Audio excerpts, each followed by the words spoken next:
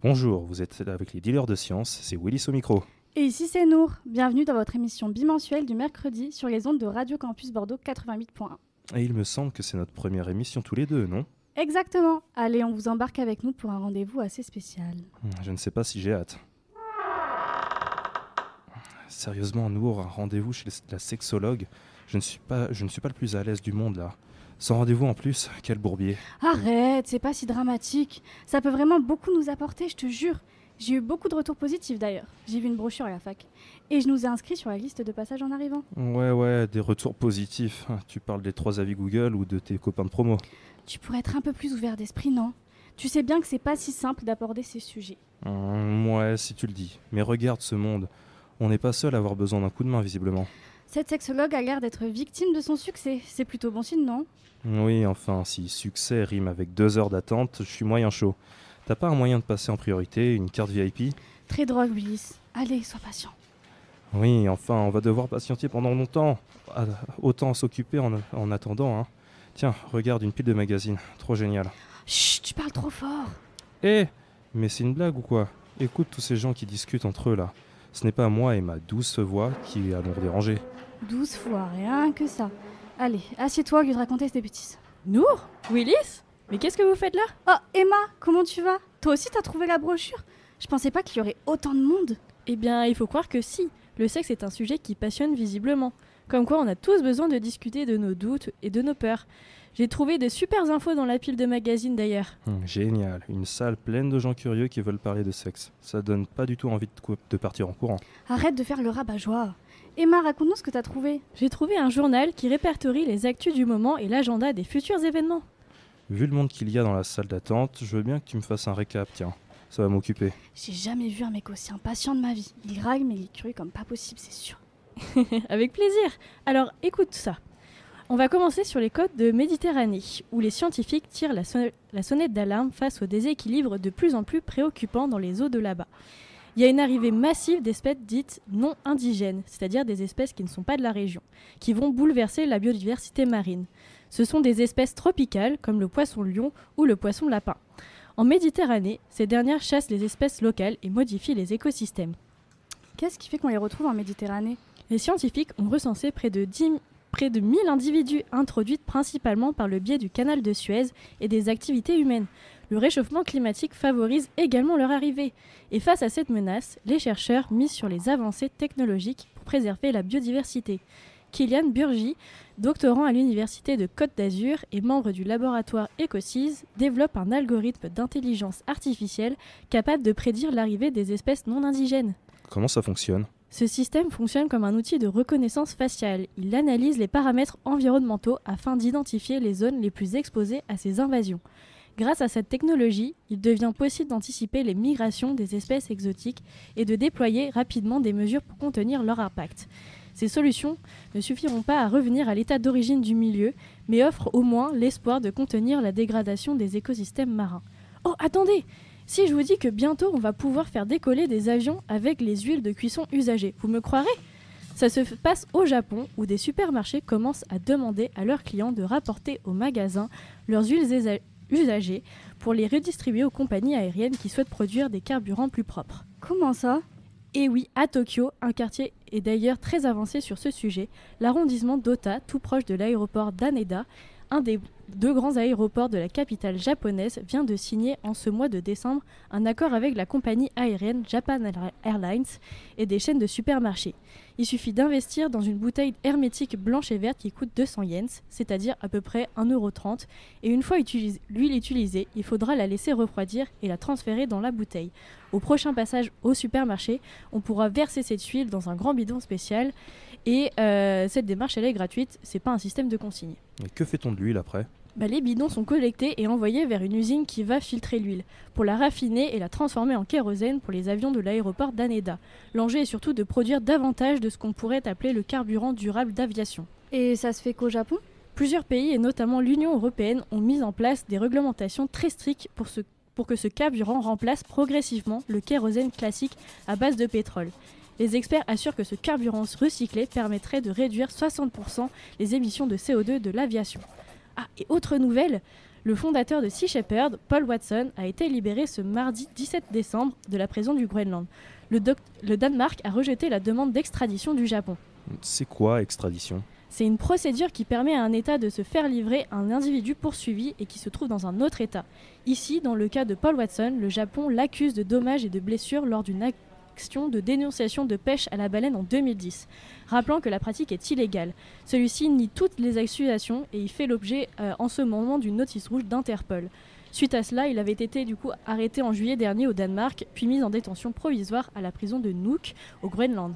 Eh bien, c'était super intéressant tout ça. Merci Emma. Et l'agenda alors ? Ah oui, l'agenda. Oh, attendez, mince, je dois m'arrêter. Je crois que c'est enfin mon tour. Trop chouette. Allez, à tout à l'heure. La chance. Ah, dommage, tu nous en parleras peut-être plus tard. Tu as attendu combien de temps ? Je préfère pas vous dire, sinon tu vas partir. Et Nour va m'en vouloir. Mais ne vous inquiétez pas, je vois sur l'autre de passage que vous êtes juste après moi. Allez, des bisous. Super, elle nous laisse là avec la moitié des infos. Bon, on fait quoi maintenant ? On va s'ennuyer ? Mais non, tiens, regarde, je te prête un de mes écouteurs, je voulais te faire écouter un super podcast que j'ai découvert tout à l'heure. Ça parle de sociologie, plus précisément des limites floues de la sexualité d'aujourd'hui et du rapport au consentement chez les jeunes adultes. Ouais, ok, pourquoi pas. Allez, on écoute ça. Bonjour, Alexia, Bonjour. bienvenue. Merci. Est-ce que tu pourrais te présenter, s'il te plaît, pour nos auditeurs ? Oui, alors je m'appelle Alexia Bouchery, je suis doctorante en 6e année en sociologie au centre Émile Durkheim à l'université de Bordeaux et je travaille sur la question des pratiques du consentement sexuel chez les 18-25 ans en France hexagonale. Et est-ce que tu pourrais nous parler de ton parcours académique, de ce qui t'a conduit à te spécialiser en sociologie autour du consentement sexuel ?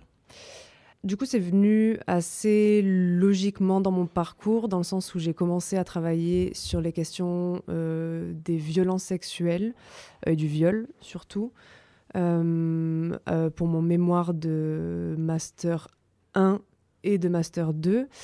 Et du coup, j'ai pu publier ma recherche de Master 2 en livre.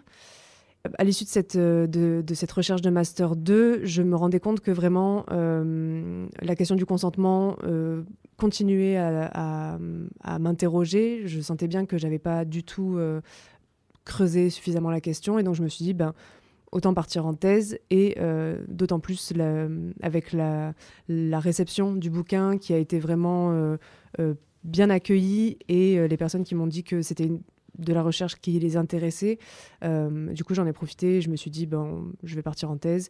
J'ai présenté ce projet au concours de l'école doctorale de Bordeaux. J'ai été prise, donc j'ai été financée pendant 3 ans. Et du coup, j'ai continué là-dedans. Et ces bons retours que tu as eus, c'est seulement au niveau universitaire ou même Non, justement, c'est plutôt au niveau public, parce que le livre est sorti dans une édition qui se voulait justement de vulgarisation, en tout cas qui est à la fois de la rigueur scientifique, mais que cette recherche puisse être aussi accessible à des personnes qui auraient jamais fait de la sociologie. Parmi les retours que j'ai eus, on m'a quand même dit que l'ouvrage restait un peu technique, mais il y a beaucoup de personnes qui m'ont écrit pour me dire que lire ce bouquin leur avait permis de questionner des choses qu'ils et elles avaient rarement creusées, voire de se rendre compte de choses autour du consentement. Et du coup, voilà, ça m'a vraiment confortée dans le fait de me dire qu'il fallait que je continue cette recherche. Et puis aussi parce que j'aime énormément la sociologie.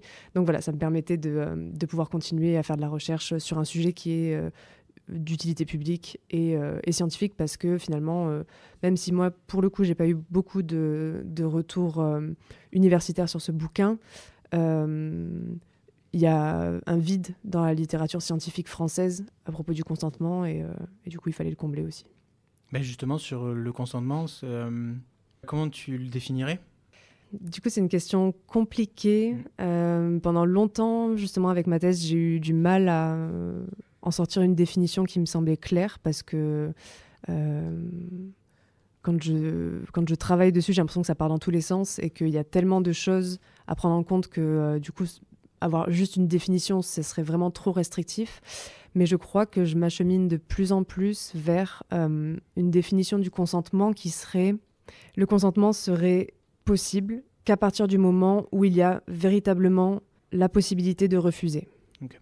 Et pas simplement de concevoir le refus comme étant juste dire oui ou juste dire non, mais vraiment prendre en compte l'ensemble des éléments situationnels, contextuels, spatio-temporels et psychologiques et interrelationnels qui vont compliquer le fait de refuser une relation sexuelle.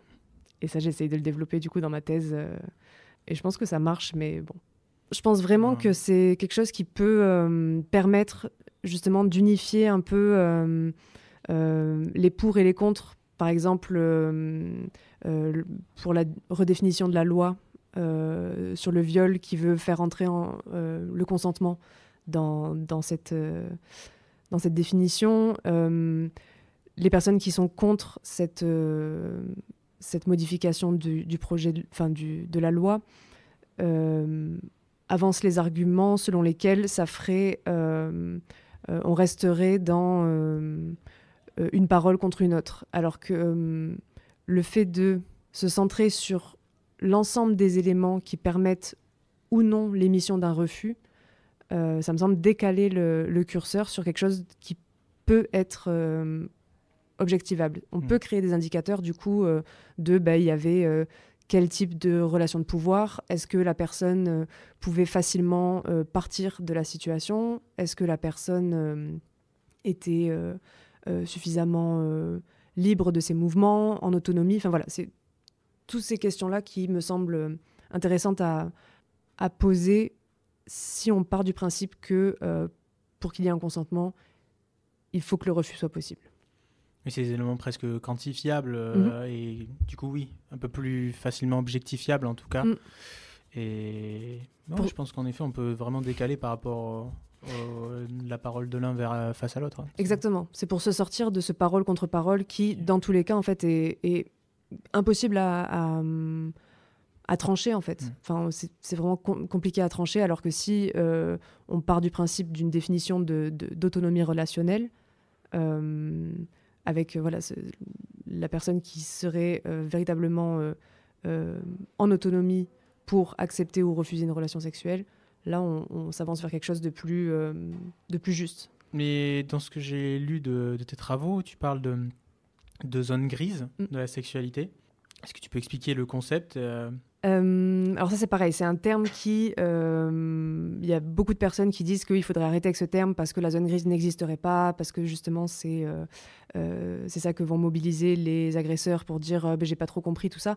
Du coup, la zone grise, moi, je la définis comme étant une relation sexuelle qui a été acceptée sans qu'il y ait eu de coercition explicite de la part des partenaires, enfin, du ou de la partenaire. C'est-à-dire, en gros, toutes les situations de sexualité où les personnes se sont autocontraintes à avoir une relation sexuelle, mais sans qu'il y ait des éléments concrets pour dire que la personne a été forcée. Donc c'est vraiment tous les éléments qui relèvent d'une approche hétéronormée des relations sexuelles, c'est-à-dire toutes les idées qu'on ingère sur les stéréotypes de contraintes hétérosexuelles, de se dire que dans un couple, il faut forcément qu'il y ait du sexe, sinon ça veut dire qu'on ne s'aime plus, etc. Enfin, voilà. Et c'est tous ces éléments-là que les personnes ont véritablement intégrés, se forcer à faire de la sexualité pour des raisons autres qu'un simple désir pour l'autre. Pour tes enquêtes, comment ça se déroule ? Ça m'intéresse un peu d'aller voir justement, de poser les questions à les jeunes femmes dont tu parlais, par exemple. Comment ça se passe ? Mémoire de master, j'avais fait des annonces sur Facebook, je crois, parce que la tranche d'âge était plus élevée. Donc Facebook, ça marchait bien par rapport à ça. Donc cette enquête-là, j'ai faite en 2017. Et là, pour ma thèse, j'ai essayé Facebook, mais comme je m'intéressais au 18-25, c'est plus un média qui est utilisé par les jeunes, entre guillemets. Et finalement, je me suis créé un profil Tinder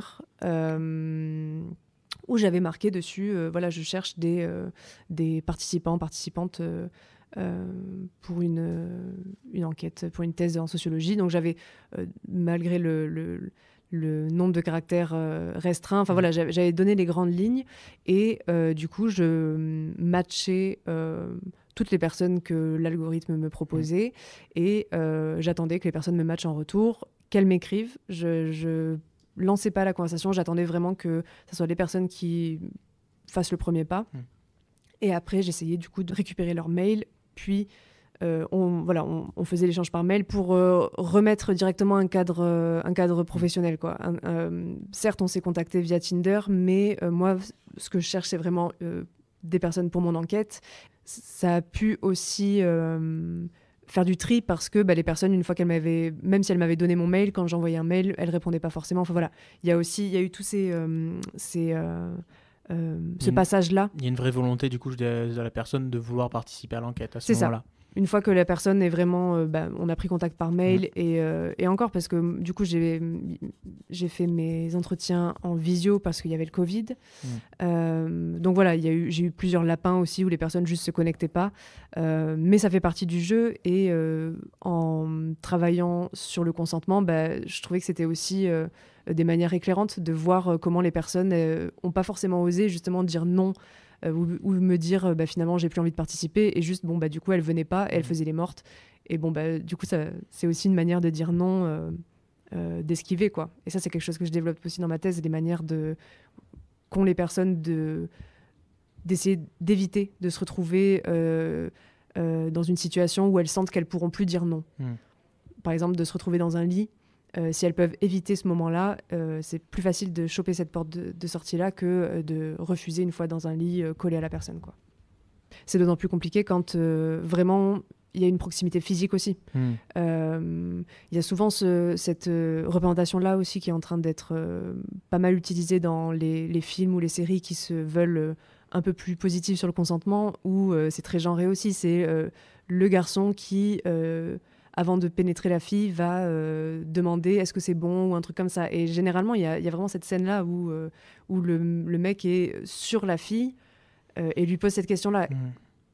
Vraiment, est-ce qu'il y a véritablement l'espace pour dire non à ce moment-là, quoi. Enfin, ça demande vraiment une énorme confiance en l'autre et aussi une énorme confiance en soi pour se dire, à ce moment-là, je vais dire en fait, non... En fait, non, c'est pas OK. C'est toute une réflexion autour de comment on dit non et comment on peut dire non ou pas. Mais du coup, quels résultats ou tendances tu as observé jusqu'à présent concernant les perceptions et pratiques du consentement chez les jeunes adultes, la tranche d'âge que tu vises en France ? Alors moi, j'étais partie sur cette thèse avec l'hypothèse générale selon laquelle les 18-25 ans, dans un moment post-MeToo, entre gros guillemets, auraient des pratiques plus réflexives du consentement, auraient des pratiques plus explicites du consentement. Et non.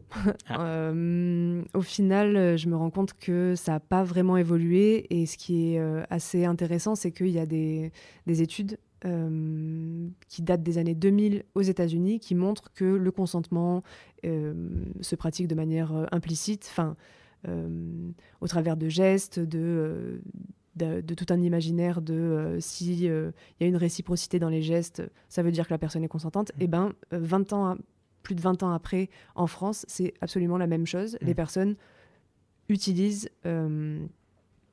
ces marqueurs-là de consentement, c'est-à-dire que tant que personne n'a refusé, on considère que c'est bon, on peut continuer, on peut y aller, et que la personne est consentante.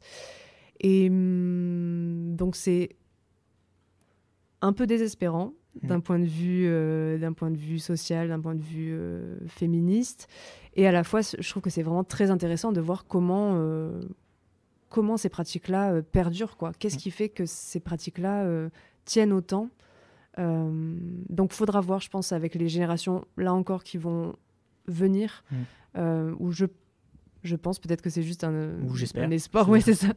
Mais en vrai, je pense que là, ça va plus bouger parce qu'il y a vraiment quelque chose qui est en train de s'ancrer, quoi, sur un refus assez général de cette culture du viol ou de ces présupposés des corps consentants par défaut, quoi.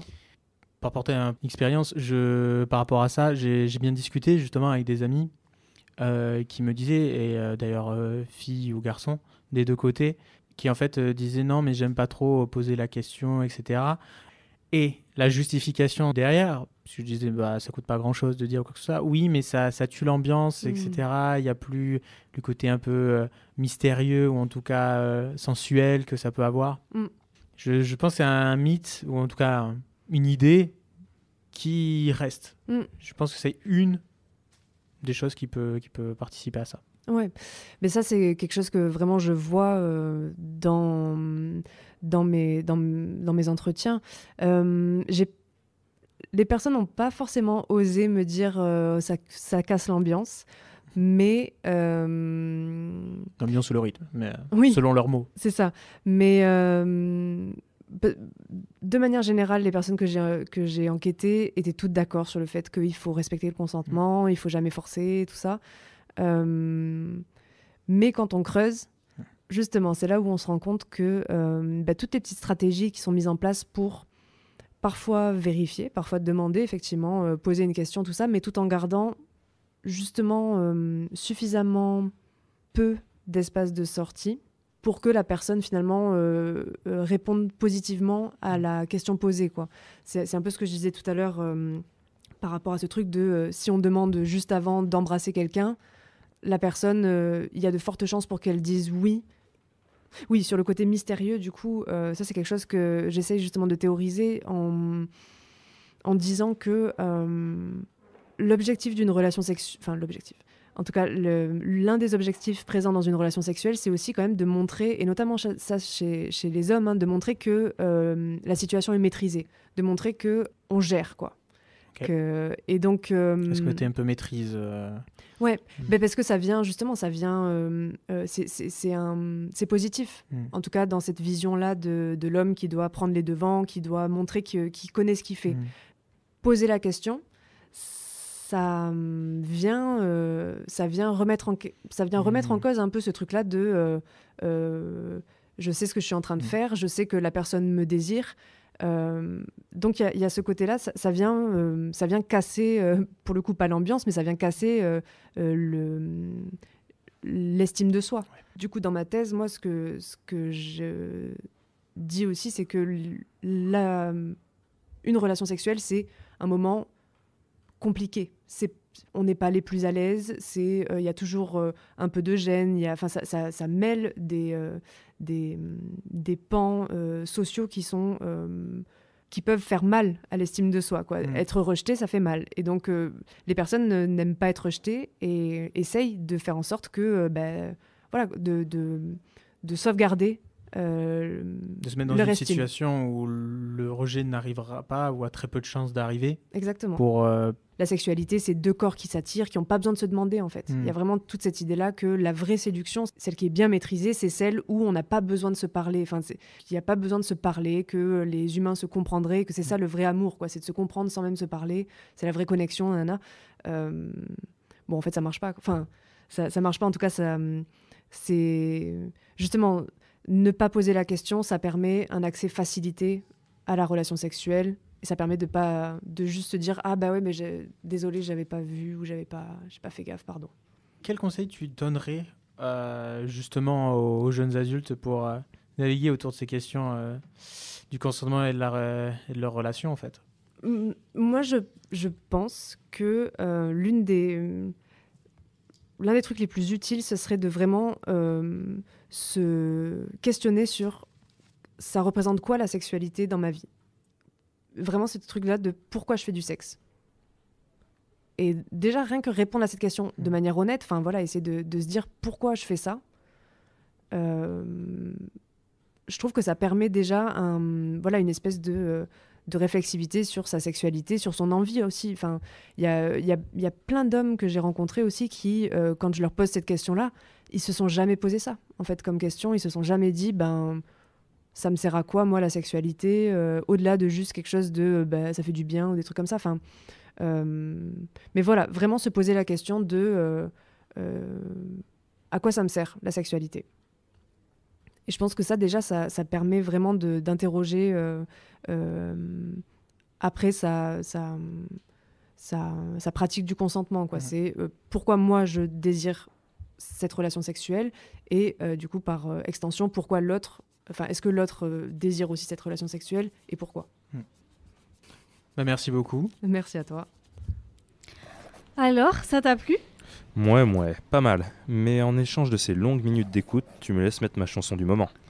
Allez, vas-y. Mais si c'est encore un remix de techno roumaine, je te préviens, je débranche direct. Mais non, c'est Like a Virgin de Madonna.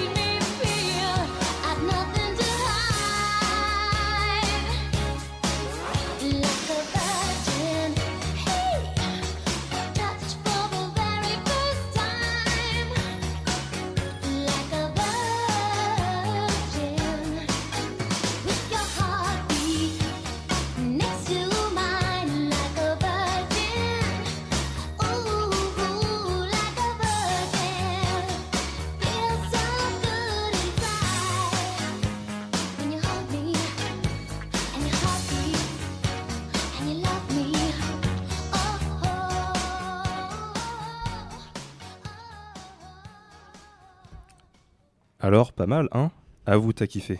Mais alors pourquoi t'as baissé le son? Attends, chut. J'essaie d'écouter une conversation qui m'intéresse, mais vu que tu m'obliges à écouter tes musiques, c'est compliqué. Ah, oh non, sérieux, toi qui critiques ma musique, maintenant tu deviens espionne. Ça parle de quoi au moins? Il parle de plaisir masculin. Cette fille au téléphone avec son copain, je crois. Allez, tais-toi, chut, t'écoutes. Mais dites-moi, vous deux, là, penchés comme vous êtes, vous voulez participer à la conversation ou quoi? On n'est pas sur un plateau télé ici. Laissez-moi appeler mon copain tranquille. Je te rappelle, hein. Oh, j'étais en train de refermer la selle, je vois pas ce que tu veux dire. C'est des chaussures à scratch. Oui, bon, j'avoue tout, pardon. Mais l'attente est beaucoup trop longue pour empêcher mes oreilles de se balader un petit peu.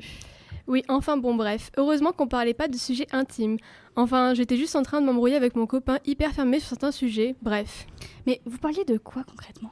Bon, puisque ça vous intrigue tant, écoutez ça. On a tendance à penser que les tabous sexuels sont du côté des femmes, qu'elles sont honteuses, qu'elles portent une sorte de culpabilité. Or, il y a beaucoup de non-dits et de pudeur chez les hommes. Obsédés, bêtes de sexe qui ne réfléchissent qu'en fonction de ce qu'ils ont dans le pantalon. Et oui, c'est souvent ce qu'on entend. Les hommes sont aussi soumis à des préjugés et des injonctions qui conditionnent leur sexualité et les mettent sous pression. Et pour cause, nous trimballons des siècles de culture patriarcale. Les hommes sont validés par leur père, par la société s'ils arrivent à se conformer à ces injonctions. Parmi ces non-dits, on peut retrouver comme exemple les problèmes d'érection. Bien que de manière générale, les hommes peuvent s'adonner au plaisir de la chair jusqu'à un âge très avancé, environ 40% des hommes de plus de 40 ans rencontrent des problèmes de dysfonction érectile. Ah bon? Mais ça sort d'où ça? Ça s'explique scientifiquement. À son apogée chez l'adolescent et le jeune adulte, la testostérone est sécrétée en plus faible dose avec l'âge. Mais on peut aussi rencontrer un certain nombre d'hommes qui sont affectés prématurément d'une déficience en testostérone. Cela se traduit par une incapacité à avoir une érection ou à en garder une assez longtemps pour pratiquer le coït. La dysfonction érectile a des répercussions sur la personne qui en souffre. Insatisfaction, exaspération, angoisse, embarras, honte, révolte et remise en question peuvent être des sentiments ressentis. Mais on est d'accord, l'érection n'est pas le seul tabou. Comme autre tabou, on peut également aborder le sujet de l'orgasme de la prostate, qui est aujourd'hui l'un des plus gros secrets, si l'on peut dire ça, du plaisir masculin. La raison de mon appel finalement, si la littérature féminine, puis les mouvements féministes ont su sortir les plaisirs féminins de la honte et de l'ignorance, parler des fantasmes de la sexualité homo et hétéro, de l'orgasme, du clitoris, de la masturbation, alors pourquoi la prostate ne sortirait-elle pas à son tour de l'ombre? Les hommes en sont-ils en retard et pourquoi? L'orgasme prostatique, par sa durée prolongée, son rayonnement dans le corps et parfois sa répétition ressemble aux orgasmes que les femmes peuvent éprouver. Il est surprenant qu'à une époque où l'on prétend respecter la liberté sexuelle, l'érotisme par l'anus reste constamment stigmatisé. Comme toujours, l'ignorance et le préjugé forment un cercle vicieux. Et oui, l'ignorance étant entretenue par l'insulte, le mépris et le tabou, la plupart des garçons n'insistent pas sur la masturbation de l'anus, qui de toute façon est éclipsée par la masturbation du pénis et l'éjaculation. Résultat, chez la plupart des hommes, l'orgasme prostatique n'apparaît pas. Mais nous aussi, c'est parfois similaire, non? C'est vrai, les petites filles et les femmes ont connu un traitement semblable. Il fut un temps pas si lointain où dans notre société, et dans d'autres aussi, une grande partie des femmes ignoraient la masturbation et le plaisir de leur clitoris, voire son existence même. Encore maintenant en France, une fille de 15 ans sur 4 ignore qu'elle a un clitoris. La sexualité est une sphère de la vie qui occupe une place prépondérante et ne devrait en aucun cas subir les préjugés d'une société arriérée. Oh, il essaie de me rappeler. Si c'est pour avoir un discours problématique encore, c'est pas la peine. Bon, merci pour les infos.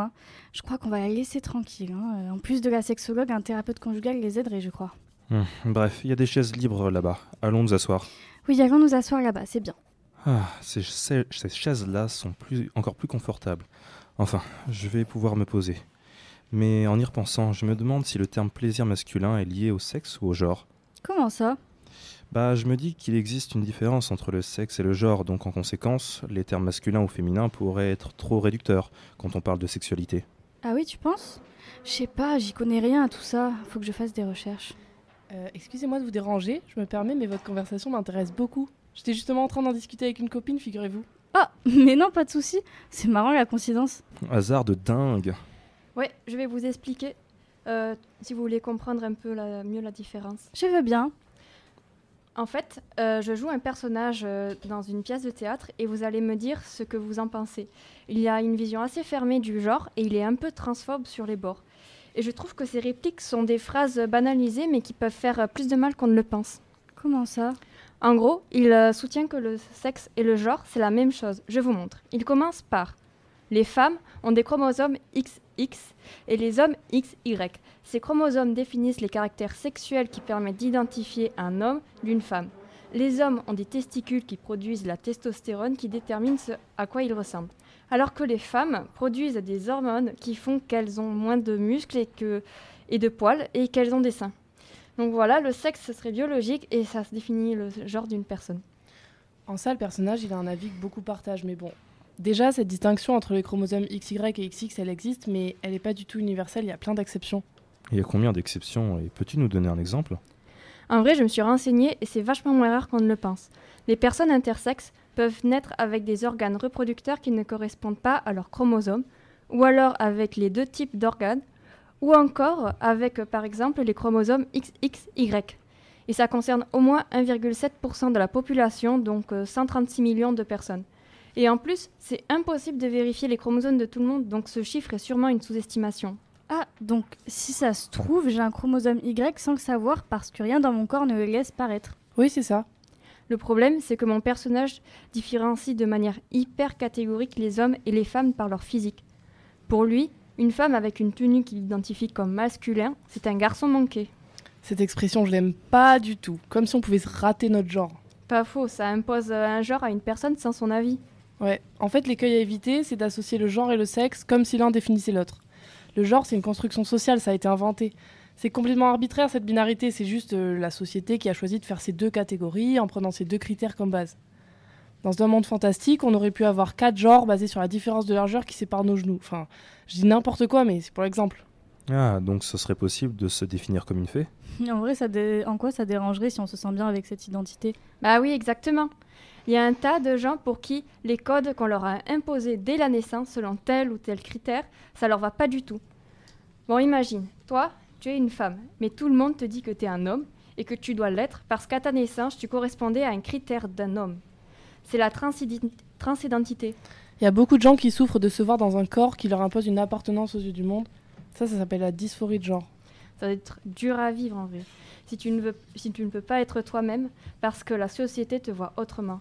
En fait, mon personnage n'essaye même pas de se mettre à la place de ces personnes. Je ne comprends pas pourquoi il a une vision binaire. Ouais, mais ça, c'est si on voit les choses comme on l'a toujours appris. Il est aussi possible d'avoir une autre approche et de refuser de se limiter à la binarité. Il y a des diverses identités de genre. Par exemple, les personnes non binaires ne parviennent pas à se sentir à l'aise précisément dans l'une ou l'autre des catégories, homme ou femme. Mais il existe aussi des personnes à genre ou avec une fluidité de genre. Je comprends. Le genre est un concept qui contient des catégories codifiées par notre société.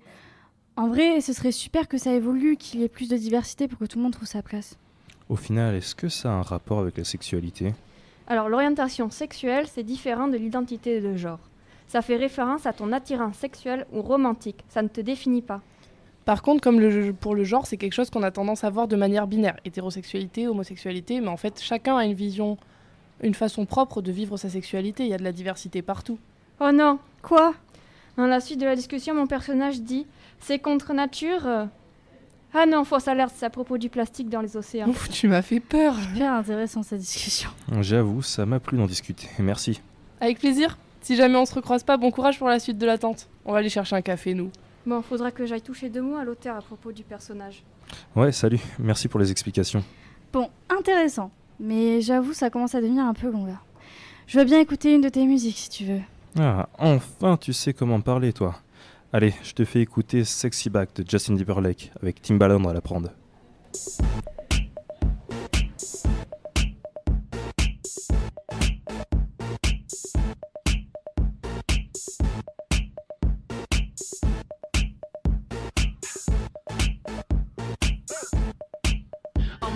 Sexy back, yeah.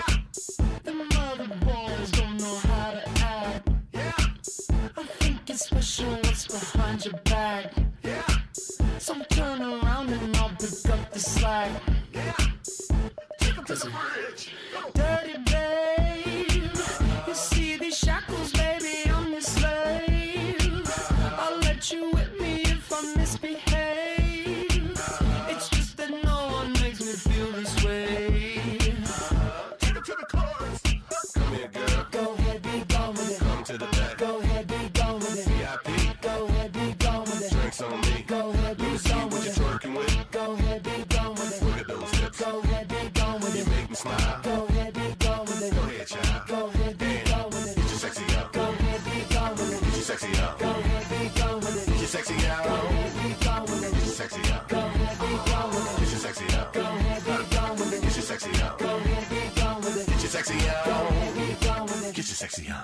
I'm bringing sexy back. Yeah.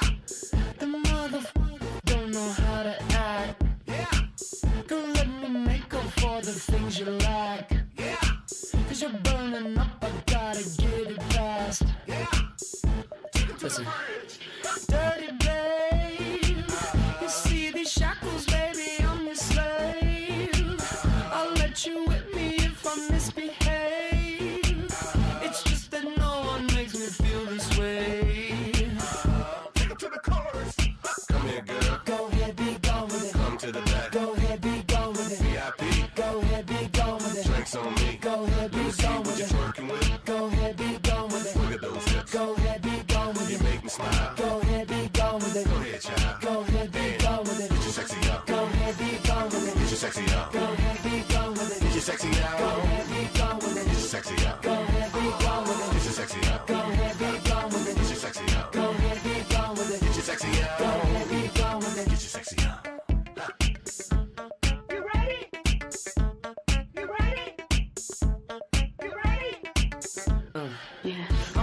bringing sexy back. Your mother, watch your eye attack. If that's your girl, better watch your back.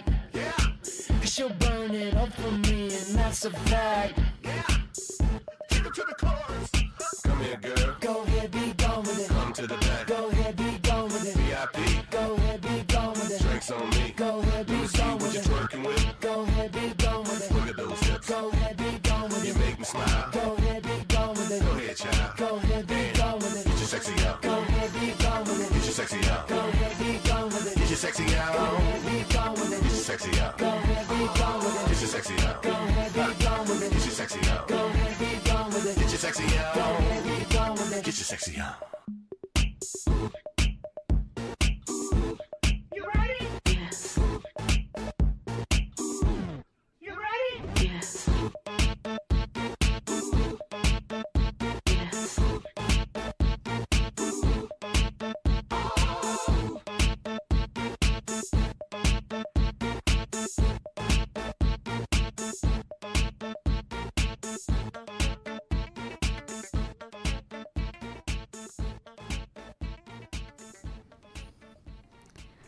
Super cette petite musique. Eh, regarde ça. Il y a un magazine de biologie animale dans la pile. Trop bizarre, qu'est-ce que ça affiche ici? Je sais pas, j'avoue que c'est étrange, mais franchement, je m'attends à tout maintenant. Et pourtant, la reproduction animale est fascinante à analyser. Peut-être que c'est de ça que ça parle. Oh, tu m'as fait peur. Oh, salut, je crois qu'on s'est déjà vu sur le campus. Oui, on est en cours de biologie animale ensemble, il me semble. Je suis Eléa, tu te souviens? Et moi, c'est Baptiste, son voisin de table. Oh oui, et Léa, Baptiste, comment vous allez? Eh bah dis donc, toute l'université s'est donné rendez-vous ici. Le monde est bien petit et j'ai peur de croiser ma mère. Ça va super. D'ailleurs, t'as raté le dernier cours. On a parlé justement de reproduction animale. Mince, j'étais trop absorbée par ma série Netflix. Oups. Vous avez appris quoi d'intéressant? J'ai trop aimé le sujet de l'homosexualité chez les animaux. Mais ça a l'air super intéressant. Vous pouvez nous en dire un peu plus, s'il vous plaît? Avec plaisir. Déjà, l'homosexualité chez l'homme, considérée comme taboue pendant longtemps, a été observée chez les animaux depuis plusieurs décennies. Elle a quasiment toujours été abordée négativement, que ce soit avec les journalistes qui ont des titres parfois douteux, ou même de la part des chercheurs qui n'osent pas forcément en parler ou prendre part aux recherches. Mais pourquoi? C'est dommage. Pour commencer, l'homosexualité animale a longtemps été considérée comme contre-nature, notamment avec le darwinisme. Oui, Charles Darwin nous dit que l'évolution des espèces serait due à leur reproduction. Du coup, les biologistes se demandent pourquoi de tels comportements non reproducteurs peuvent perdurer dans le temps et exister pour autant d'espèces différentes alors qu'ils n'engendrent aucune descendance. Wow, je le pensais pas comme ça, le Charles. Mais du coup, ça se passe que chez les animaux sauvages ou aussi pour ceux qui sont dans les zoos? Alors, on sait que les comportements homosexuels peuvent être favorisés par la vie en captivité et serviraient de régulateur de stress ou encore seraient favorisés par l'absence de congénères de sexe opposé. C'est la même chose qui se passe pour les espèces sauvages. Et le prof vous a dit si ces comportements étaient bénéfiques pour les animaux? Oui, la sexualité animale, elle ne repose pas que sur la reproduction. Et certains chercheurs ont même mis en évidence que les pratiques sexuelles permettraient chez certaines espèces d'établir et renforcer les liens sociaux entre congénères, d'apaiser ou de désamorcer des tensions sociales ou encore de maintenir la fécondité. Et on sait c'est quoi comme comportement? En fait, il en existe plusieurs et on appelle ça des comportements socio-sexuels. Ça peut être des caresses ou encore se lécher les parties génitales et même se chevaucher entre individus de même sexe. Et je me rappelle que l'éthologue Fleur Dauger, qui est donc une spécialiste du comportement animal, a dit que c'est d'abord le plaisir que les animaux recherchent, qu'ils soient hétérosexuels ou homosexuels. Elle souligne même aussi que ce qui est important pour l'évolution, c'est la diversité. Tout existe, fidélité, infidélité, monogamie, harem, ménage à trois. Et genre, il y a beaucoup d'espèces qui font ça ou c'est quelques espèces par-ci par-là? Oui, je serais super intéressé d'avoir quelques exemples. Et juste pour vous dire, mais ces comportements homosexuels ont été observés chez près de 1500 espèces et parmi celles-ci, près de 500 espèces ont été étudiées. C'est trop cool. Et au fait, Baptiste, parle-nous des lions, tu te souviens, non? Oui, évidemment. Du coup, chez les lions, on peut observer des lions mâles qui chevauchent d'autres mâles. Ce n'est pas pour se reproduire qu'ils font ça, mais plutôt pour entretenir des liens entre congénères ou encore pour désamorcer des tensions. En fait, les lions mâles vont vivre en coalition, c'est des groupes de 2 ou 3 individus, pour augmenter leurs chances de se reproduire avec des femelles. Et dans ces coalitions, ils vont être très affectueux entre eux, ils vont se lécher, se frotter leur visage, ou même, plus rarement, se monter dessus pour apaiser les tensions sociales. Puis je voulais trop vous parler de mon exemple préféré, les manchots. Ils sont réputés pour leur monogamie, c'est-à-dire qu'ils s'unissent à un partenaire pour la vie, et on peut même trouver d'innombrables couples de même sexe contre vents et marées. En 1911, l'explorateur George Murray Levick a observé une activité homosexuelle dans une colonie de manchots sauvages au Cap Adaré en Antarctique. Depuis, des milliers d'autres couples de manchots de même sexe ont été répertoriés. Bravo les lesbiennes au final. Bah écoute, trop cool. J'ai appris plein de trucs super intéressants. Merci. De rien. C'est clair. Entre ça et le reste, cette salle d'attente commence à ressembler à un TED Talk. Et moi, j'avoue, j'ai écouté votre conversation. Désolée, mais c'était trop intéressant pour ne pas tendre l'oreille. Et puis l'attente est longue alors. J'ai essayé de l'en empêcher, mais elle est un peu trop curieuse, je crois. Mais, oh, vous êtes qui vous? Un peu culotté, dites-moi. Alors là, si tu veux qu'on parle de culot, parlons de toi. Je vois pas ce que tu veux dire. T'es mon ennemi, toi, ou quoi? J'ai pas compris. Ok, madame mauvaise foi, qui écoute les conversations des autres quand elle s'ennuie. Je suis un homme qui n'aime pas l'injustice, moi. Bon, j'assume, c'est bon. Tu vas voir, toi. Mais attendez, restez. Le sujet vous intéresse? En vrai, oui. C'est marrant de parler d'animaux dans une salle d'attente de sexologie. Mais je ne juge pas. Dit comme ça peut porter à confusion. Mais je suis juste passionnée de biologie. Normal, il y a trop de facts insolites chez les animaux, surtout au niveau de leur reproduction. Ah oui, comme quoi? C'est comme les équidnés qu'il y a. Et qui quoi? Bah, l'équidné. C'est un mammifère de la famille des ornithorynques. Ça ressemble un peu à un mix entre un hérisson et un fourmilier, mais sans queue. Il a un pénis à 4 têtes. 4 têtes? Mais pourquoi faire? Cela reste toujours le mystère des équidnés. La particularité de ce mammifère est que son urètre se ramifie en 4 branches et que chaque extrémité est capable de produire du sperme. Pendant la reproduction, il n'éjacule que de 2 têtes à la fois. Les autres se rétractent. C'est l'éjaculation unilatérale. Wow, ça doit faire mal. Mais c'est plus romantique que ça, parce que pendant la saison des amours, les équidnés mâles se suivent à la suite des autres, comme un petit train, à la recherche d'une femelle. C'est le petit train des amours. Moi, j'ai entendu parler du canard qui a un pénis en tire-bouchon et que les femelles ont un vagin labyrinthe. D'où tu sors ça, toi? T'inquiète. Oui, c'est ça. Pour limiter la procréation, les femelles ont développé un cloaque. Alors c'est un organe en forme de canal chez les oiseaux. Et chez les canards, il va agir comme un cul-de-sac pour les spermatozoïdes des mâles. Pour contrer à cela, les mâles ont alors développé un sexe de plus en plus long en forme de tire-bouchon. Fun fact, seulement 3% des oiseaux ont un pénis externe. Fact moins fun, la majorité des accouplements chez les canards se font par coercition, c'est-à-dire sans consentement et avec violence. Ah bah super, après les dauphins, c'est au tour des canards. Tip top. Mais heureusement qu'il nous reste des animaux qui ont une sexualité étonnante. Par exemple, la punaise d'eau mâle chante avec son pénis. Cela lui permet d'attirer la femelle et de dire pas toucher elle est à moi aux autres concurrents. Et après ça finit sur le grand écran avec le film Un monstre à Paris. Je ne le ferai plus regarder à ma nièce maintenant. Bah pourquoi? Je ne sais pas pourquoi. De toute façon, c'est pas une punaise d'eau dans le film, c'est une puce. Tu pourras toujours regarder le court-métrage The Boy and the Octopus sorti récemment par Disney pour Noël. En revanche, je te préviens, malgré cette magie de Noël, les pieuvres ont aussi une particularité sexuelle. Oh, mais je vais arrêter de regarder des films en fait. Tu serais prête à rater Vaiana 2? La pieuvre mâle est 5 fois plus petite que la femelle. En plus d'avoir ce complexe d'infériorité, il ne peut s'accoupler qu'une seule fois au cours de sa vie. Et le coco n'a trouvé qu'une seule solution, qui est de détacher son sexe. Radical comme solution. Sa particularité, c'est que son sexe est un tentacule contenant le sperme le plus long que les autres, appelé ectocolite. Et la femelle peut en accueillir plusieurs au cours de sa vie. Enfin, davantage à être une femme. La nature a peut-être été cool pour les pieuvres, mais c'est loin d'être le cas pour les hyènes. En effet, les femelles ont un grand clitoris externe qui a longtemps été décrit comme un pénis. Et lors des accouchements, à cause de cet utérus externe, la plupart du temps, ils se déchirent lorsqu'elles accouchent. Ouch, ça doit faire mal. Les hyènes femelles restent quand même badass, puisque au sein de la meute, ce sont elles qui détiennent le pouvoir. C'est donc une société matriarcale, et la femelle dominante est appelée matriarche. Un peu moins badass, mais les limaces peuvent danser plusieurs heures avant de se reproduire. Oh Willis, t'as de la concurrence. Il détrônera pas le roi de la bachata.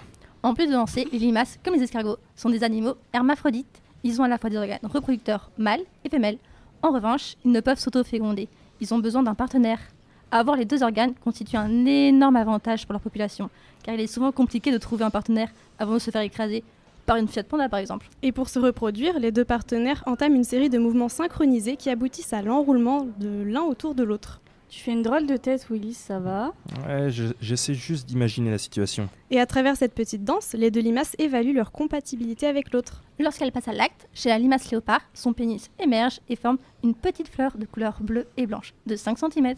Comme quoi, les fleurs, ça fait toujours plaisir. Et chez la limace banane, par exemple, c'est pas aussi romantique. Cette limace de couleur jaune à vert a un sexe très large, et son pénis peut rester coincé dans son partenaire après l'accouplement, qui va mordre jusqu'à couper le pénis coincé.